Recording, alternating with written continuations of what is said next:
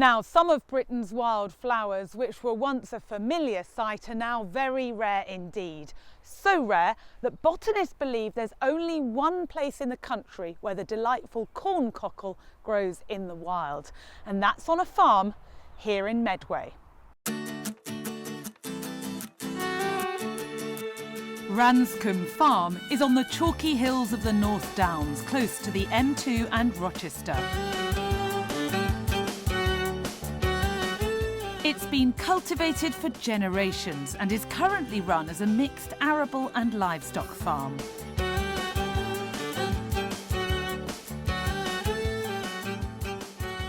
This isn't just a farm though, it's also a nature reserve which is home to some of the rarest wildflowers in Britain.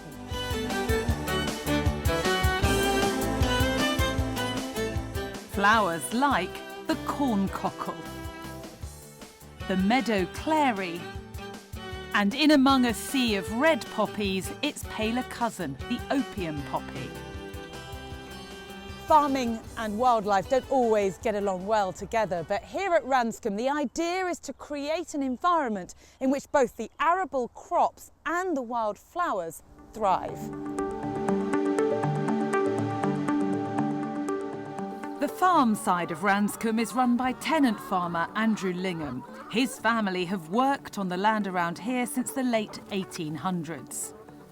The wildlife side of Ranscombe is overseen by the charity Plant Life. Their reserve manager is Richard Moyes. Yeah, do you know how many of these guards you're putting in today? 20 to 30. 20 to 30? Yeah, you got the timber? Yeah. The charity has been at Ranscombe for 10 years. They're co-owners with Medway Council and have several reserves. This is their largest in England. Clive Aslett, former editor of Country Life magazine, recently became one of their trustees. So why is this field as stunning as it is, Clive? One of the reasons is that the soil here is really poor. It's full of flints and chalks, and so it hasn't been farmed intensively over the years, and that has preserved it. The landscape has remained just as it is now for centuries. There are maps from the 18th century which show exactly this layout. This is a unique field because plants have been discovered here for the very first time. So in the 1690s, the meadow clary was discovered here. In the 1790s, the rough mallow was discovered here. And there's some plants which grow here in the wild and nowhere else. The way the reserve works is that some land is set aside specially for wildflowers. 2 large fields and 2 smaller ones aren't used to grow crops at all.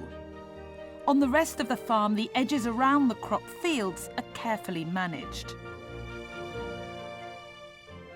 Today, Andrew and Richard are explaining some of their management techniques to visitors.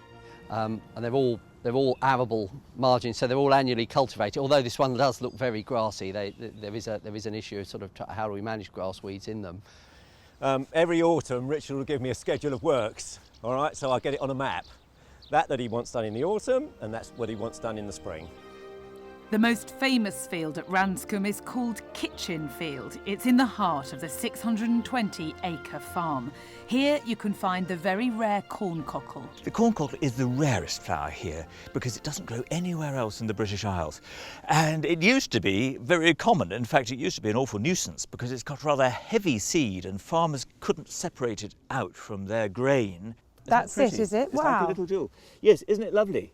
Like a geranium almost. A bit like a geranium, but sparkling away amongst all these other flowers. And does this not grow anywhere else in Britain? No, and we know that because every kilometre really of the British Isles has been mapped by botanists, and they know that this is the only place where it grows in the wild. And this is the only place. I mean, that's quite hard to... It's difficult to imagine, but this is the only place. And look, there's so many of them. It is lovely. Yeah.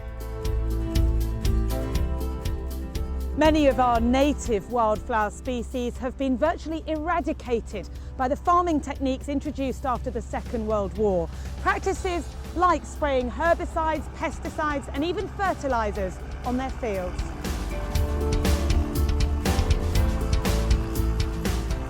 Trevor Dines is a botanist with plant life who studied the threat to Britain's wildflowers.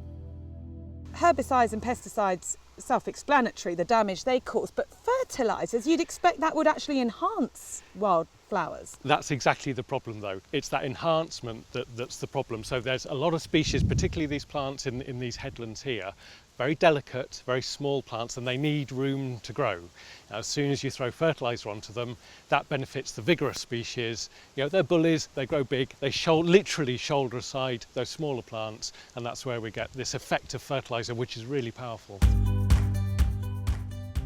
But fertiliser isn't just put in the ground by farmers. Fertilising chemicals are all around us in the air. This pollution is not just coming from farms, it's coming from industry and car exhausts as well, another major source of this nitrogen coming out of our exhausts and landing directly on the roadside verges. We've got a new report coming out imminently which highlights this issue. All of these habitats can take a certain amount of nitrogen, a certain amount of fertiliser coming in, but then they reach a critical threshold where we start seeing effects, species disappearing, species and habitats changing. That critical threshold, we now know that nearly 96% of our habitats in England are exceeding that critical level.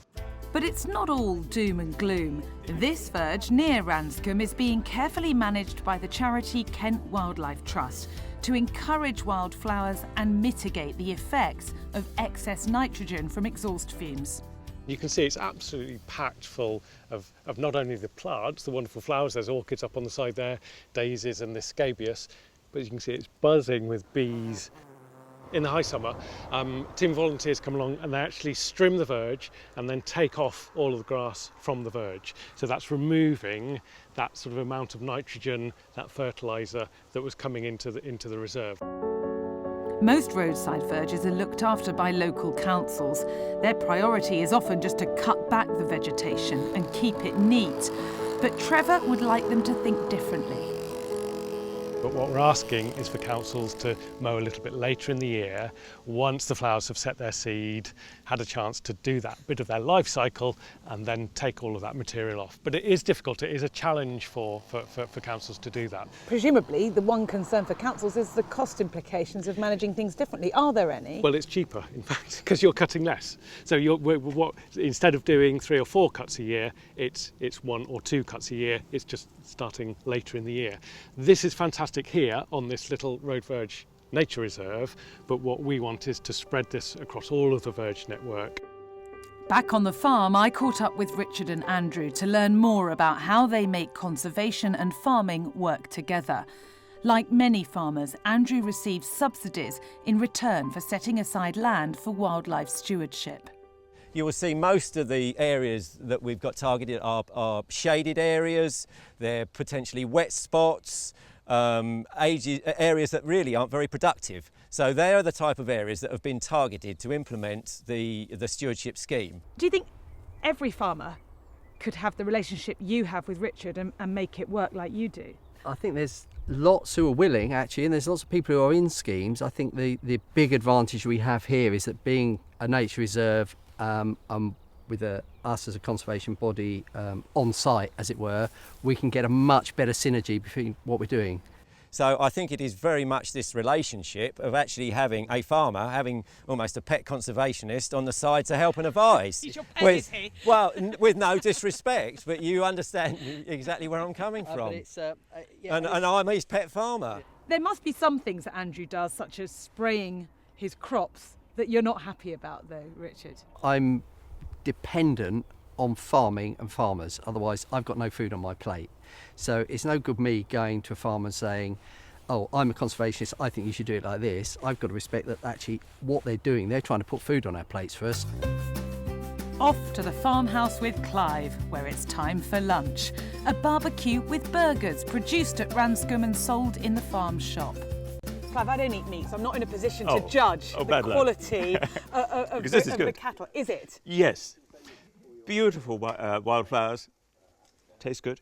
Do they? What could be better than that? And you think that's down to what we've seen on the farm, Oh, do yes. you? What do you make of it? It's been completely thrilling because this must be the best time of year to come. But any time of year is interesting. But what I thought was so wonderful about those last couple of days was we saw lots of people. There are lots of walkers who are coming through this farm and enjoying the wildflowers. They might not know what every single one is. And some of them are so rare. And this was the very place that they were discovered. I mean, that is amazing.